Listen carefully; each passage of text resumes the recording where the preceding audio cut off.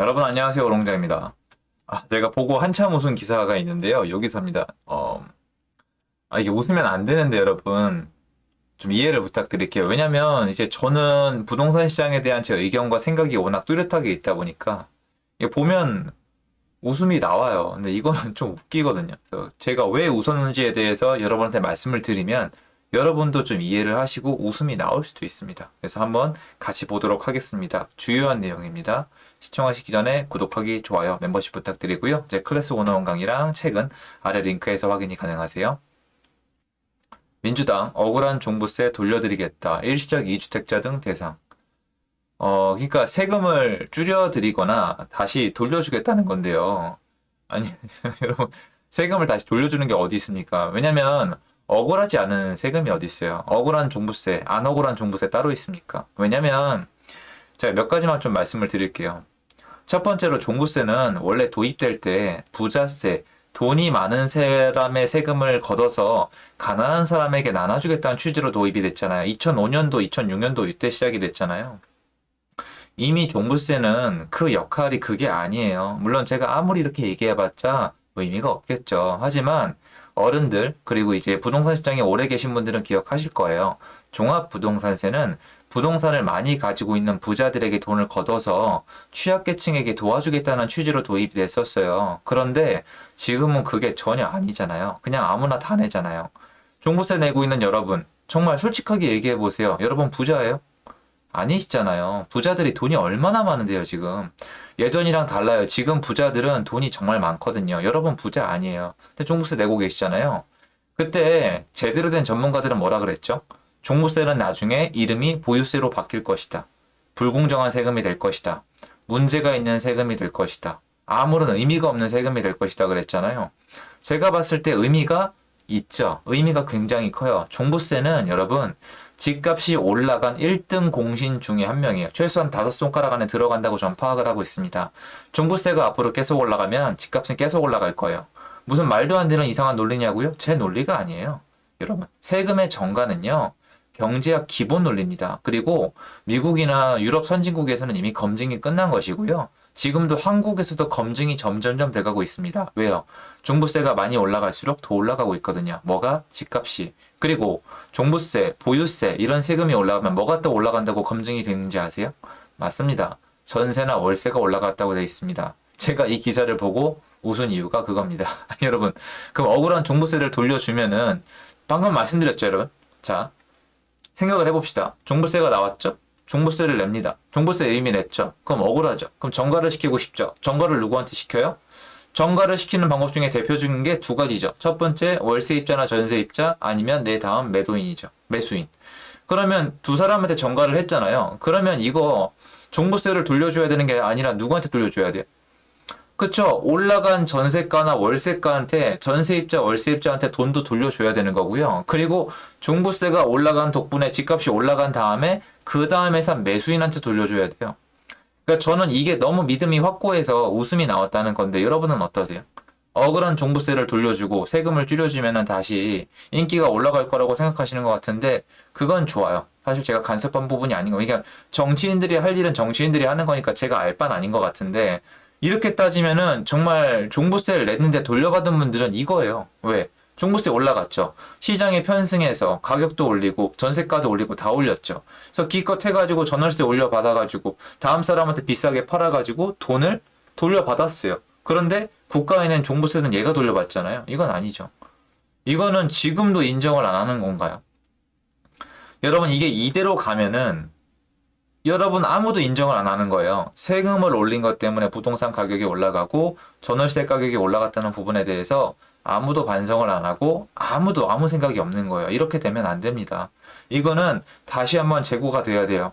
돌려주지 말라는 게 아니에요. 무슨 이렇게 하는 거 정책 자체를 비난할 마음이 있는 게 아니에요. 그게 아니라 종부세에 대해서 좀 더 세분화돼서 연구가 필요하다고 저는 생각을 해요. 취득세 올렸죠. 취득세 올리면 어떻게 돼요? 다주택자가 진입을 못하죠. 그럼 어떻게 돼요? 전세, 월세 올라가죠. 보유세 올라가죠. 보유세 올라가는데 요것만 말씀을 드릴게요. 요거를 이해를 못하는 분들이 좀 계시더라고요. 종부세가 올라갔죠? 종부세가 올라갔다는 건 보유세가 올라간 거죠. 수많은 사람들이 종부세가 올라갈 때 그 공시지가 올라갈 때 이제 다주택자 죽었다, 집 가진 사람 다 망했다, 다 던질 거라고 얘기를 했잖아요. 그렇게 상상의 나라, 동화 속 나라에 살고 계셨지만 집값은 폭등을 했죠. 왜 그런지 이론을 간단히 설명을 드릴게요. 그거 좋아하셨던 분들 있잖아요. 종부세랑 재산세 올라간다고 집 가진 사람 죽어간다고 좋아했던 분들 계시잖아요. 그분들 생각을 해보세요. 세금이 올라갔죠?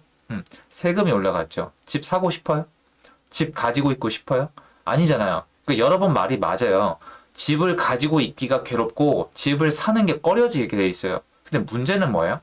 얘네가 사서 전세를 놔야 될 거 아니에요.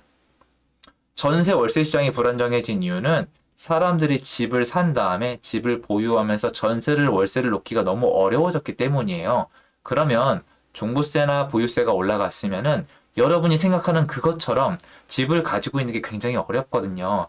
그러면 전 월세를 공급할 수 있는 사람이 계속 줄어들겠죠. 그럼 어떻게 돼요? 매물이 줄어드니까 전월세가 줄어들죠. 전월세가 줄어드니까 전세입자, 월세입자가 할 수 있는 선택은 뭐예요? 집을 사는 거죠. 집을 사는 건데 집을 살 때 집을 누가 싸게 파는지 아세요? 여러분 그 1가구 1주택자 있죠. 집 한 채밖에 없는 분들은 그걸 팔고 옮겨가야 되기 때문에 절대 싸게 안 팔아요. 맨 마지막까지 가야 싸게 팔아요. 그때가 바로 IMF예요, 여러분. IMF 때 집값이 반토막 3분의 1까지 내려간 지역들을 보면은 집을 던진 거예요. 왜냐? 당장 죽게 생겼거든요. 내가 망했거든요. 내가 망해야 집을 싸게 팔아요. 거꾸로 생각하시면 망하지 않으면 싸게 안 판다는 거니까 집을 1가구 1주택자는 싸게 안 팔고요. 일시적 1가구 2주택자가 좀 싸게 파는데 그것도 내가 비과세 받는 혜택의 한도 내에서 싸게 팔아요. 아니면 나중에 팔면 되니까. 아니면 내가 망했거나. 그럼 맨 마지막에 누가 남죠? 다주택자 투기꾼들은 오직 돈을 벌기 위해서 진입한 애들이기 때문에 필요하면 집을 싸게 팔아요. 자, 그런데 다시 세금을 올렸으니까 집을 여러 채 갖는 게 싫죠. 그러니까 다주택자는 줄죠. 다주택자가 줄었으니까 전월세가 매물이 줄었으니까 전월세를 못 구해서 매매시장으로 가야 되는데 매매시장에 싼 매물이 없죠. 왜? 다주택자가 던지는 매물이 줄어들었으니까. 그럼 어떻게 돼요? 비싼 가격에 사야 되죠. 제가 이 얘기를 왜 했냐고요? 이 구조 때문에 종부세나 보유세가 올라가면 전가가 가능한 거예요. 근데 저한테 제일 많이 하시는 질문이 이거예요. 야, 이 멍청아. 니네가 종부세, 보유세를 나한테 전가한다고 내가 그걸 사니? 라고 물어보시는데 그건 여러분이 안 사시는 거고 시장에서 먹혀요. 저는 이게 제 일방적인 논리가 아니라 시장의 가격이 그렇게 올라온 거예요, 여러분. 간단하죠. 공급하는 사람을 괴롭히니까 공급하는 사람이 공급을 제대로 못하니까 이 재화의 공급이 줄어드니까 개수가 줄어들죠. 예를 들어서 여러분 빵 가게가 전국에 100개가 있다가 10개로 줄어봐요. 10개로 줄면 빵값을 올릴 수 있어요, 없어요? 올릴 수 있죠. 언제까지? 빵을 원하는 사람 중에 그 사람들이 집을 가능할 때까지. 근데 문제는 얘는 빵이 아니라 집이잖아요. 그러니까 공급을 높였다. 예를 들어서 다주택자가 많고 집에 공급이 충분히 차고 넘친다. 그러면 세금을 전가할 수가 없어요. 그런데 세금을 올리면 공급이 안 되죠. 자, 여러분이 건설사예요. 건설사인데 집을 지어서 팔아먹어야 돼요. 근데 니네 돈 벌면 세금 여기서 이렇게 올려버렸어요. 공급하기 싫죠. 공급 뒤로 미루고 싶죠. 여러분이 다주택자예요. 전세 월세 놓고 나중에 차익 챙기면 돼요. 근데 세금이 이렇게 늘어났어요. 그럼 전세 월세 장사 그만해야 되겠죠. 그리고 나중에 팔 때 얘네가 싸게 파는 건 맞아요. 그런 매물 지금도 있고 나와요. 근데 문제는 뭐예요? 이런 애들이 순차적으로 이미 줄고 있다는 거죠. 그러면 결론적으로 종부세, 보유세, 양도세, 취득세가 올라간 거는 전부 다 전가가 되는 거예요. 왜? 가능하니까. 이건 맞아요. 전가가 가능하면 모든 집주인과 임대인은 전가를 합니다. 인간은 탐욕스러우니까. 하지만 이것은 절대 욕을 해서는 안 되는 거죠. 정치하는 분들도 표가 된다면 뭐든지 다 하고 있는 거 보이시죠? 임대인들도 돈 벌려고 하는 거고 집주인들도 돈 벌려고 하는 거 맞습니다. 이걸 나쁘다고 생각하시는 분들은 정말 아쉽다고 생각을 합니다. 자, 그러면 다시 돌아와서 이 기사가 왜 웃기죠? 종부세를 돌려준다고 되는 게 아니잖아요. 종부세를 돌려주는 이유가 단순히 이 종부세 많이 냈던 사람들을 표를 돌려받기 위해서인가요? 누가 웃는데요? 이건 종부세만 돌려주면 되는 게 아니고요, 여러분. 이 집을 산 매수인, 그리고 이 집에 살았던 임차인한테까지 다 돌려줘야 되는 거예요. 그게 맞아요. 그것 때문에 지난 몇 년 동안은 전세 폭등, 월세 폭등, 매매가 폭등 이러신 거예요. 단순히 어떤 사람이 종부세를 많이 내고 끝난 문제가 아니라는 거예요. 무슨 말이냐? 이런 식으로 종부세를 돌려주는 거는 공정하지 않다는 거예요. 근데 여러분이 만약에 이걸 놓치고 종부세 많이 냈으니까 억울하니까 돌려주세요라고 끝나면 안 되죠. 왜? 이 종부세는 집주인만 낸 게 아니에요. 여러분, 세금은 집주인만 내는 게 아니에요. 세금이 올라가면 집주인과 임차인과 다음 매수인이 다 같이 내서 정부로 돈이 빨려 들어가는 거예요. 이 과정에서 끼어서 재미를 볼 수 있는 애들이 누구예요? 원래 은행이에요. 그래서 요새 살살 눈치 보잖아요. 이런 논리를 아셔야 되기 때문에 만약에 이게 그대로 지나간다면 지나가도 솔직히 제가 뭐라고 할 건 없습니다. 솔직히 제가 관심사도 아니고. 하지만 여러분이 또 아쉬운 걸 놓치는 거예요. 뭐예요? 종부세를 돌려주겠다고 했지만 종부세는 집주인만이 낸 게 아니에요. 누군가 다양한 사람이 여러 명이 냈습니다. 그런데 꼬이고 개인 간의 사연이 있기 때문에 어떤 집주인은 자기가 냈을 것이고 어떤 집주인은 남한테 다 전가했을 것이고 어떤 집주인은 전가한 것 이상을 뽑아냈을 것입니다. 이렇게 되는 거예요. 그래서 종부세가 올라가고 취득세가 올라가면서 어떤 사람은 기회를, 어떤 사람은 위기를, 어떤 사람은 억울함을, 어떤 사람은 이득을 뽑아냈을 겁니다. 그래서 이게 안 좋다는 거예요. 소수의 이득, 소수의 피해, 절대 다수의 피해 이런 것들이 확장될 수밖에 없습니다.